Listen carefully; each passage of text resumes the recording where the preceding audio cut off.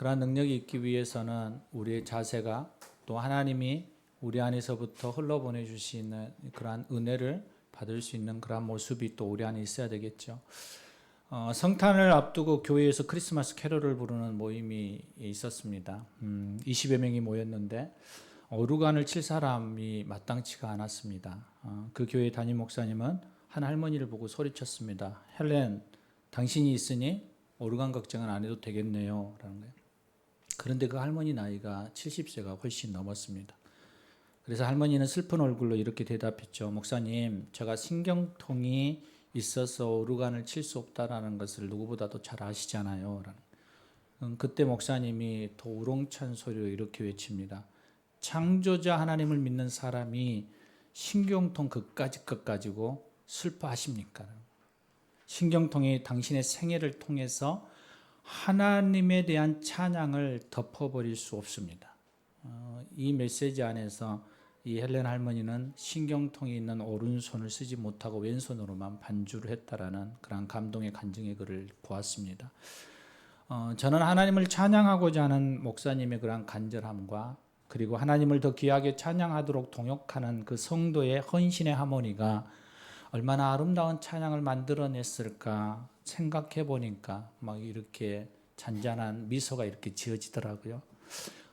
오늘 찬양대의 이러한 특성이 이러한 우리의 마음을 기쁘게 하고 또 하나님의 비둘기처럼 임하시고 성령이 임하시고 또 그로 인하여서 독수리처럼 모든 문제를 돌파해 나가 하나님께로 올라가는 그러한 모습이 있는 것을 우리는 볼 수 있습니다.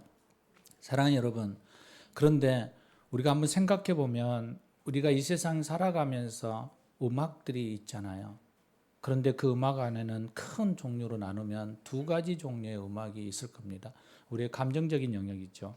저는 음악의 테크닉이나 이런 기술이나 어떤 부분에 대해서는 잘 모릅니다. 그러나 내 감정적인 부분 안에서 우리가 음악을 보았을 때는 두 가지 정도로 나누고 싶어요. 하나는 감각적이면서 우리의 귀를 통해서 들리는 소리에 우리의 기분이 즐겁게 되어지는 그런 음악이 있고요. 다른 하나는 그 음악을 통하여서 우리의 영혼이 깊은 데까지 즐겁게 해주는 그런 기쁨을 주는 그런 음악이 있습니다. 중요한 영역은 감각적인 음악으로 인한 즐거움은 우리가 느끼듯이 잠시 잠깐이지만 우리의 영혼에 깊은 울림을 주는 음악은 우리 안에서부터 깊이 흘러가는 것을 볼 수 있습니다. 여름에 하는 싸이의 흠뻑쇼라고 혹시 들어보셨습니까? 흠뻑쇼. 저는 누가 흠뻑쇼 그래서 나는 그게 뭔지를 잘 몰랐어요. 그래서 검색을 해봤죠. 얼마 좀 오래됐죠. 한 몇 주 전에. 그래서 보았더니 이렇게 물을 뿌리면서 하니까 흠뻑쇼라 그러더라고요. 근데 참여자가 물만 맞아서 흠뻑쇼겠습니까? 그들의 분위기에 젖어서 힘껏 그 속에 흠뻑 젖어든다고 해서 흠뻑쇼이지 않을까요? 그래서 제가 검색을 해봤어요. 그랬더니 SR석 스탠드로 이렇게 서 있으면 한 19만 원, 그리고 이번 올해 올랐다 그러더라고요. 그래서 이렇게 앉아서 드리는 그러한 앉아서 듣게 되면 오히려 그게 싸더라고요. 16만 9천 원인가 되더라고요. 그래서 왜 그런가 했더니 이렇게 서서 스탠드로 쭉 서서 있으면 물을 맞으면서 흥분의 도가니가 될 수 있다는 거죠. 사람들은 그 분위기와 그 흥분을 찾으면서 가는 거예요. 그 공연장에 들어갔다가 나오는 사람들은 너무나도 기쁘고 즐거운 마음으로 나오죠. 그런데 그 흥분이 얼마나 지속될까요? 그들은 얼마 되지 않아서 그 즐거움을 찾기 위해서 또 다른 곳을 찾고 있을 거고 그 갈증을 채우고자 그들은 또 여러 곳을 다닐 것입니다. 아마 여러분들도 각각 느끼는 그 즐거움이 다르지만 우리는 누구나도 이러한 갈증을 가지고 있고 그 갈증을 해결할 수 있는 다양한 방법을 찾기 위해서 우리도 이곳저곳을 기웃거리며 다니고 있을 것입니다. 그런데 여러분이 찾고자 하는 그 방법들이 여러분의 몸과 마음에만 기쁨을 주는 것인지 아니면 여러분의 영혼까지 채워주는 그 방법을 찾고 있는지 한번 돌아보시기를 바랍니다. 코넬이라는 분이 이렇게 노래합니다. 내 영혼이 내 영혼의 극히 깊은 데서 맑은 가락이 흘러나네.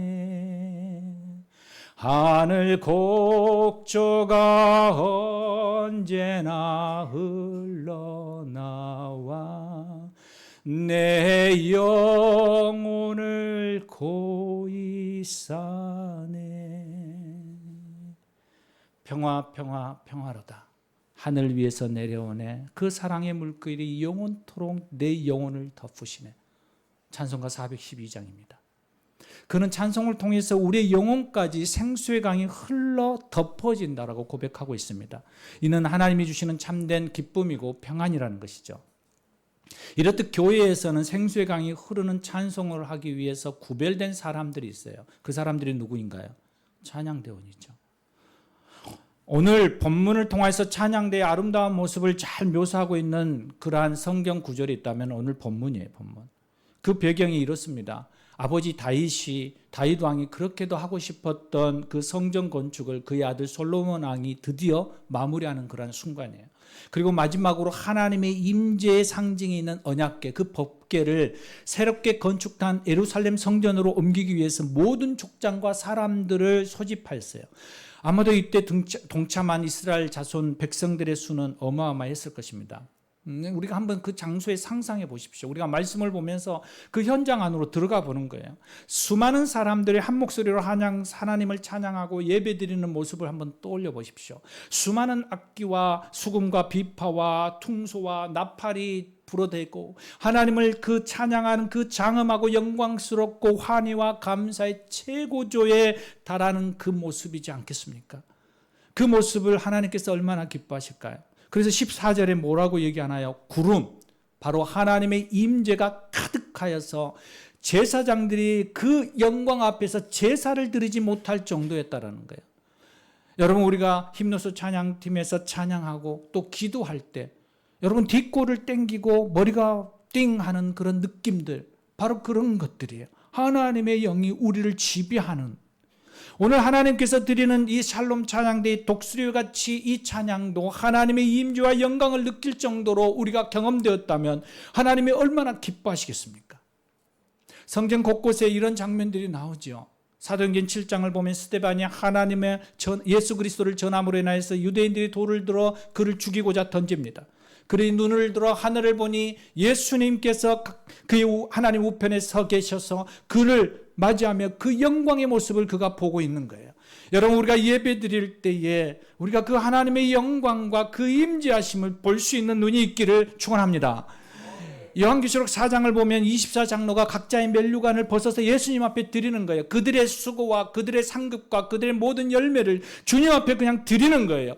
하나님 당신만이 영광이라는 거예요. 주님만 있으면 행복하다라는 거예요. 이러한 다른 것들은 하나의 부속품이라는 거예요. 주님만 있으면 된다라는 거예요. 그러면서 엎드려 찬양하는 그 모습, 얼마나 아름답겠습니까?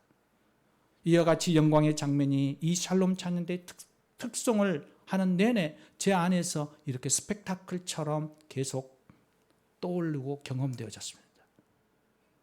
여러분도 흠뻑쇼나 드라마에 경험되어지는 잠깐의 즐거움을 넘어서 영혼의 이 기쁨, 이 환희가 경험되어지기를 또한 축복합니다. 사랑하는 여러분, 하나님을 찬양한다라는 것은 우리의 마음의 즐거움을 넘어서 우리의 영혼의 기쁨을 주는 힘이 있습니다. 그래서 이 찬양은 능력이라고 얘기하는 겁니다. 찬양에는 이 다이나믹한 그런 파워가 있습니다.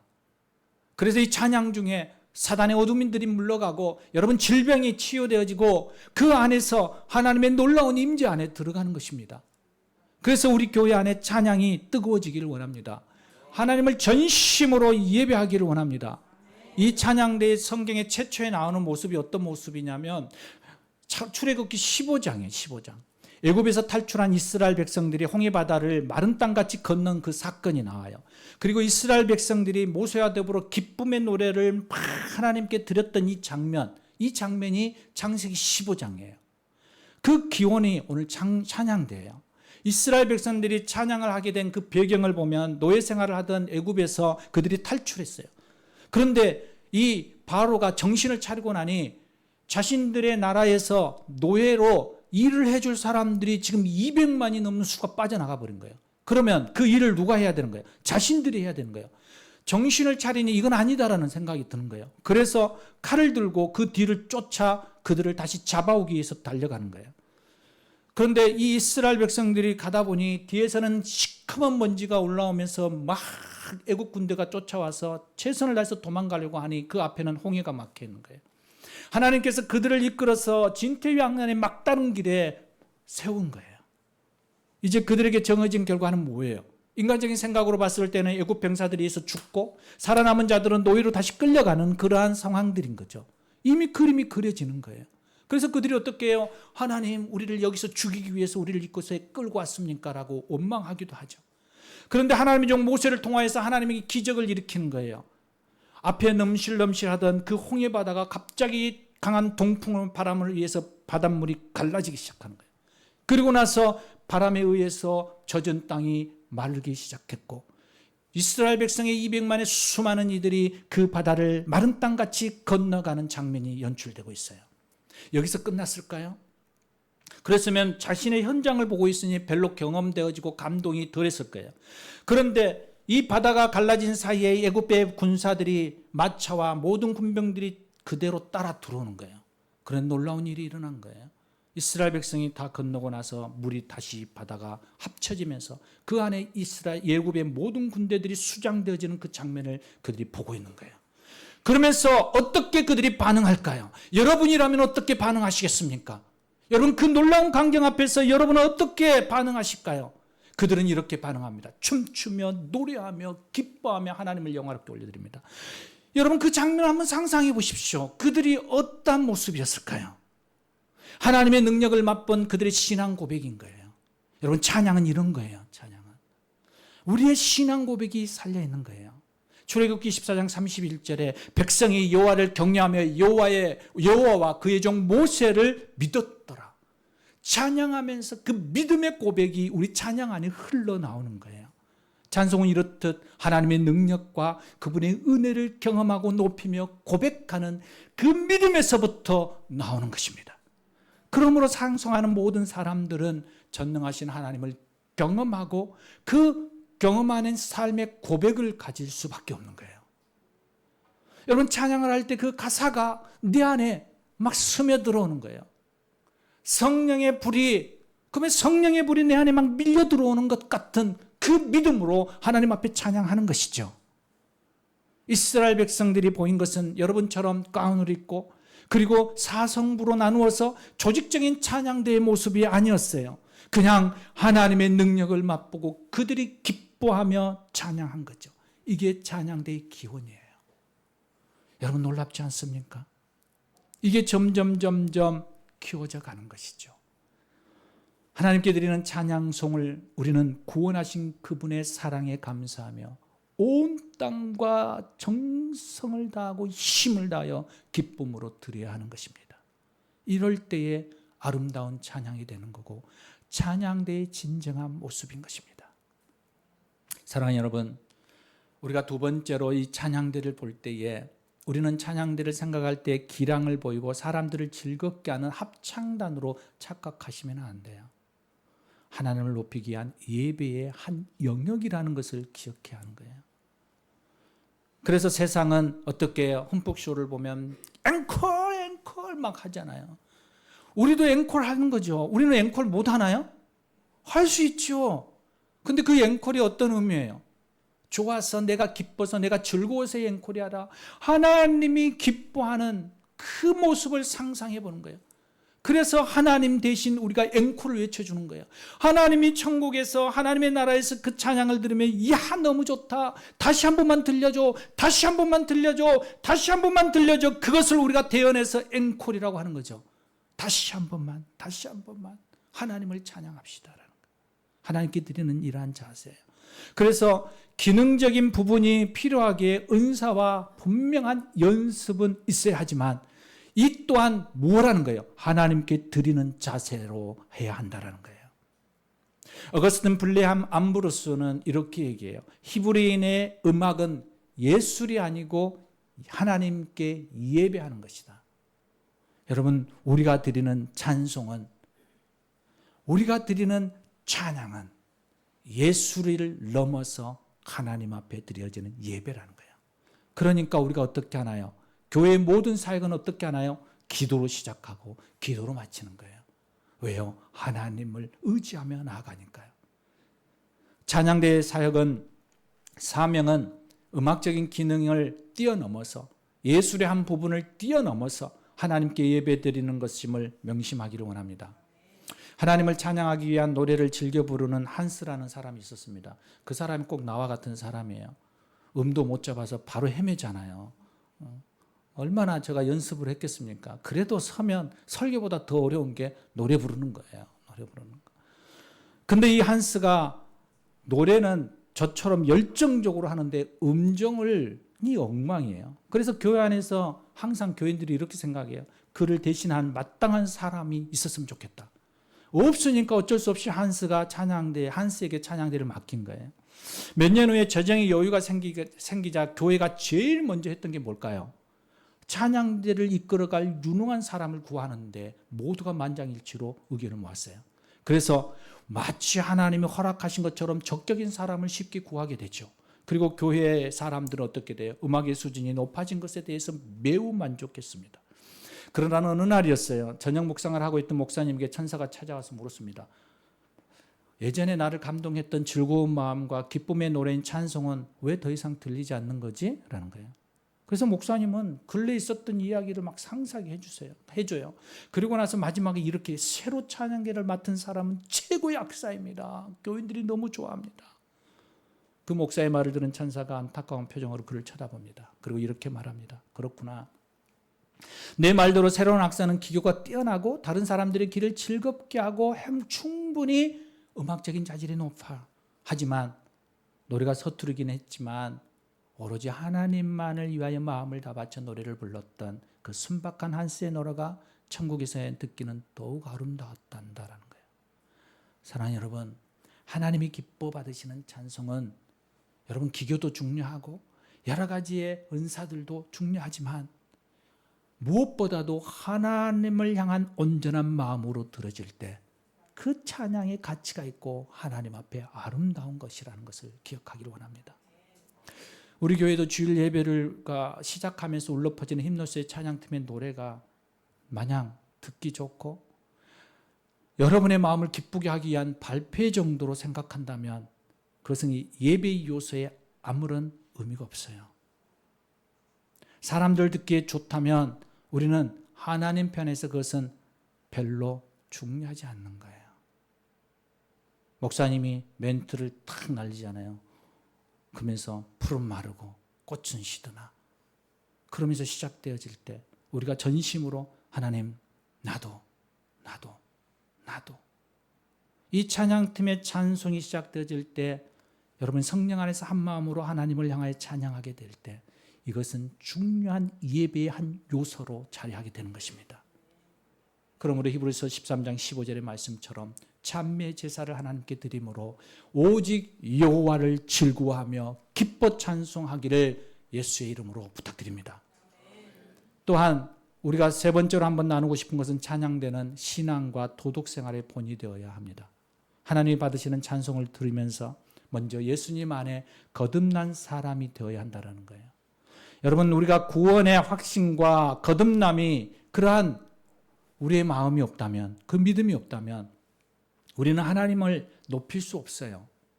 왜냐하면 하나님의 존재에 대해서 우리가 모르기 때문에 그렇죠. 그래서 하나님의 백성으로서 신앙의 바른 생활과 또한 본이 되어지는 그 모습을 우리는 살아가야 하는 거죠. 왜냐하면 하나님은 찬송 중에 거하시는 하나님이기 때문에 그렇습니다. 여러분, 아모스 선지자가 이런 말씀을 해요. 하나님을 떠나 형식적으로 드리는 제사와 노래는 받지도 듣지도 않겠다라는 그 하나님의 마음을 그들에게 얘기해요. 내가 너희의 절기를 미워하고 멸시하며 너희의 성읍들을 기뻐하지 아니하나니. 그들의 삶에 대하여서 하나님이 기뻐하지 않는다라는 거예요. 그러면서 이렇게 얘기해요. 내가 번제나 소제, 너희가 드리는 예배를 내가 받지 아니할 거라는 거예요. 너희가 살찐 희생의 화목제도 내가 돌아보지 않겠다는 거예요. 내 노랫소리를 내 앞에서 그칠지어다. 비파 소리도 내가 듣지 아니하리라. 찬송도 멈춰라고 얘기하는 거예요. 삶이 따라지지 않으면. 사도 바울은 디모데에게 오직 말과 행실과 사랑과 믿음과 정죄에 대하여 믿는 자에게 본이 되라고 말하고 있는 거예요. 사랑하는 여러분, 그리스도인이요, 특히 구별된 자리에서 하나님을 예배하는 찬양대원의 생활, 또 예배위원과 저의 생활 속에서 정결하고 타인에게 본이 되어야 함을 우리는 기억해야 합니다. 만약 우리가 보여지는 무늬로만 그리스도인으로 살아간다면 무슨 의미가 있을까요?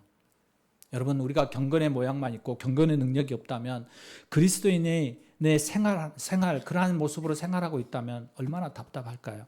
여러분, 답답하잖아요. 뭔가 이렇게 막혀 있는 듯 하잖아요. 그러므로 우리가 성도라고 부를 때 하나님 앞에 우리는 만인의 제사장이잖아요.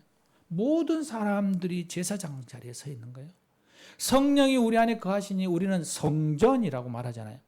삶의 자리에서 경건의 능력이 있는 구별된 신앙생활을 할 때 하나님은 그 찬양을 받으시게 기뻐하신다라는 거죠. 여러분, 우리가 온전한 삶의 모습으로 하나님 앞에 나아가지 못하지만 우리가 최선을 다해 하나님 앞에 경건한 자의 삶을 살아내려고 발버둥 치는 모습으로 오늘 이 자리에 예배자로 또 찬양자로 함께 나오기를 주의 이름으로 부탁드립니다. 마지막으로 제가 함께 나누고 싶은 것은, 찬송은 하나님의 영광과 그 은혜에 대한 감사의 노래의 표현입니다. 성도들이 찬송하는 목적이 뭘까요? 여러분, 하나님의 영광을 노래하는 거죠. 앞에서도 얘기했듯이 하나님의 그 임재하심 가운데 하나님을 높여드리는 거죠.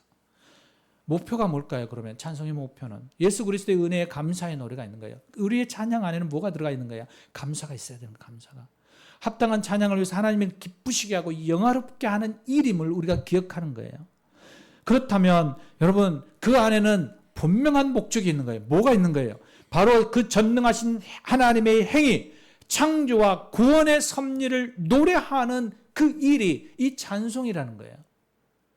여러분, 이 안에 그래서 능력이 있는 거예요. 왜 찬송이 악한 영이 떠나가고 그 찬송 중에 질병이 떠나가고 우리 안에서부터 문제가 해결되어지느냐라고 묻는다면, 그 찬송 중에 하나님의 오묘한 창조와 구원의 섭리를 노래하기 때문에 그래요. 예수 그리스도의 이름의 권세가 선포되어지기 때문에 그래요. 그러니까 찬송 중에 놀라운 일들을 경험하게 되는 거예요.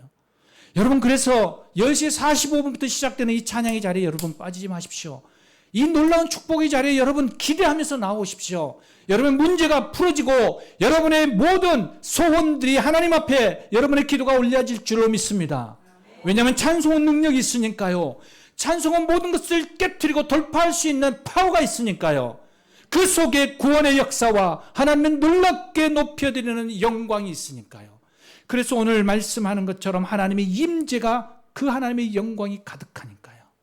그 안에서 우리 안에 놀라운 일들이 경험되어지는 거예요.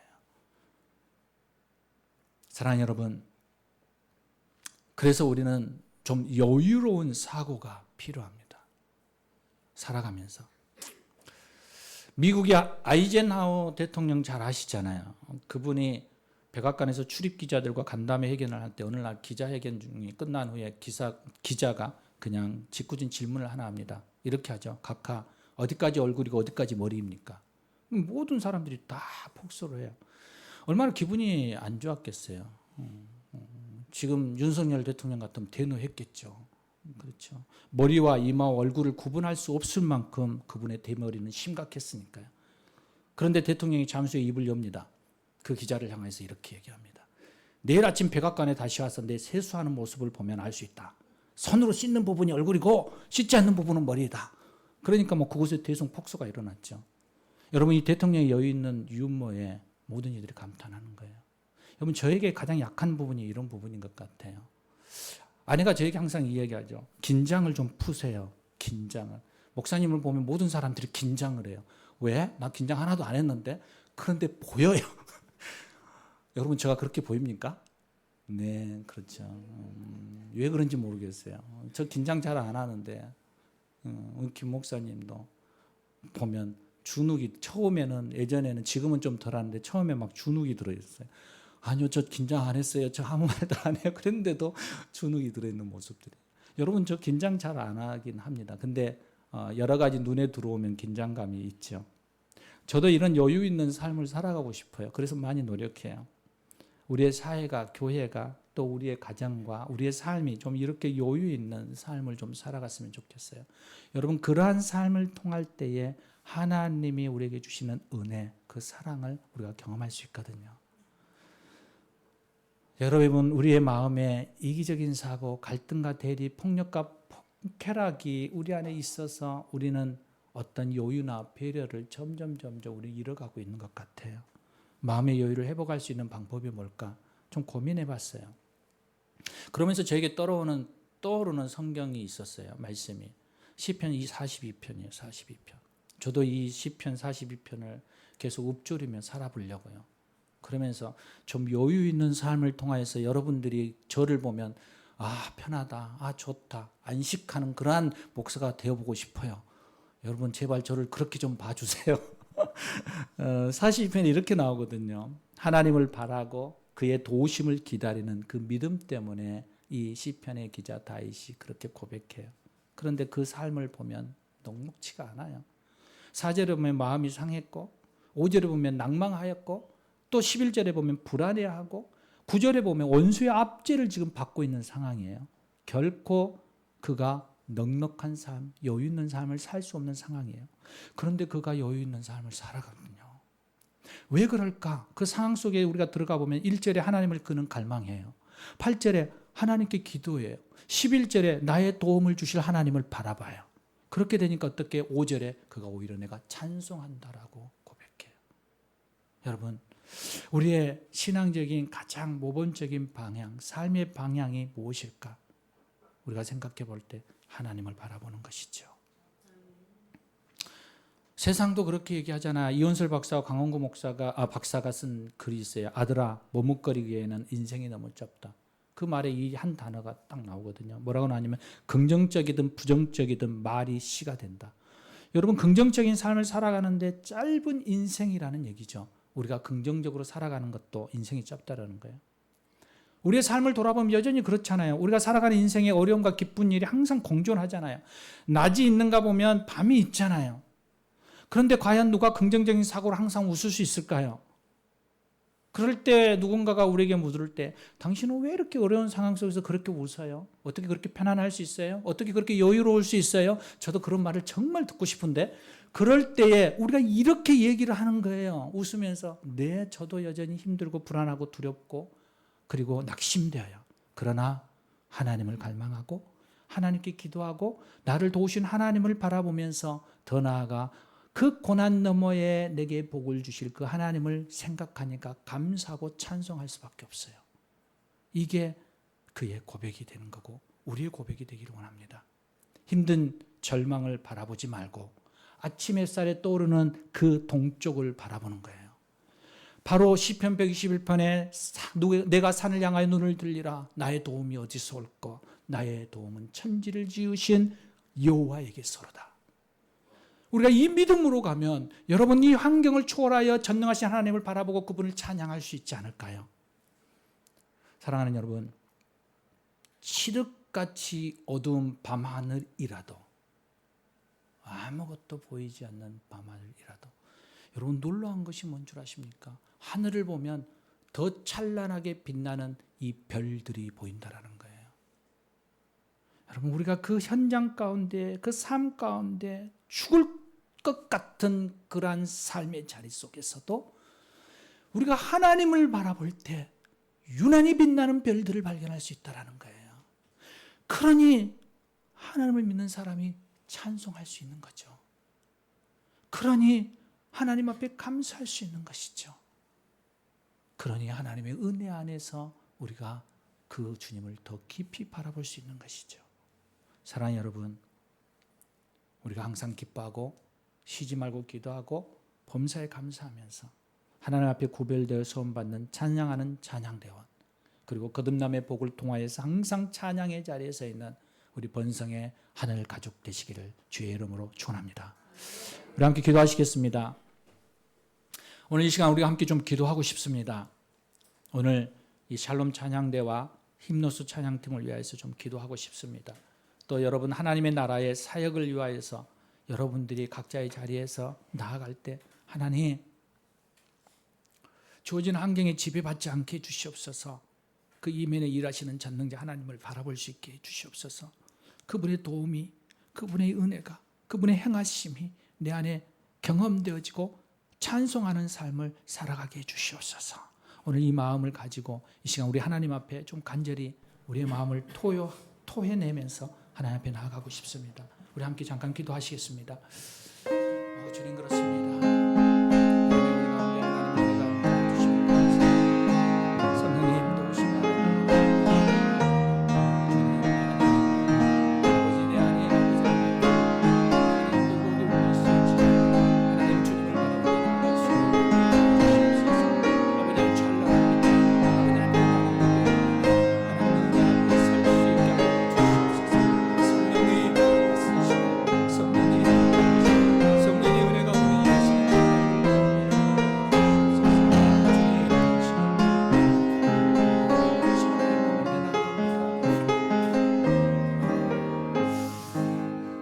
주님, 오늘 이 살롬 찬양대의 찬송처럼 하나님 힘노수의 찬양팀의 예배처럼 하나님 독수리 같이 성령의 충만함 속에 하나님을 바라보며 나아가는 찬송하는 삶을 살아내게 주시옵소서.